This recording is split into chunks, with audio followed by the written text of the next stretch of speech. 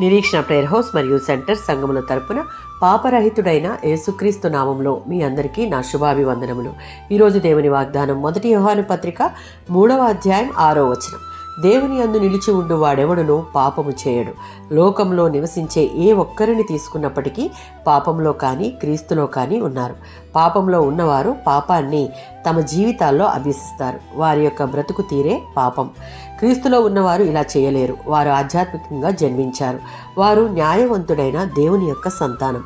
దేవుని ఆత్మ వారిలో నివసిస్తూ ఉన్నాడు కనుక వారు ఇంతకు ముందు పాపములో జీవించినట్లుగా జీవించలేరు, పాపమును చేయలేరు. దేవుని యందు విశ్వాసంతో జీవించేవారు కూడా కొన్నిసార్లు పాపంలో పడిపోతారు. అలాంటప్పుడు వారిలో నివసించే పరిశుద్ధాత్ముడు వారిని గద్దించి వారికి పాపమును ఎదిరించేటటువంటి శక్తిని ఇస్తాడు. అంతేకాక ఆ పాపములో నుండి వారిని ఒప్పింపచేసి దాని నుండి విడుదల పొందిస్తాడు. మనమెంత సంపూర్ణంగా ఆయనలో నిలిచి ఉంటే దేవుని దృష్టికి న్యాయవంతులంగా ఉండే కృపను పొందుతాం.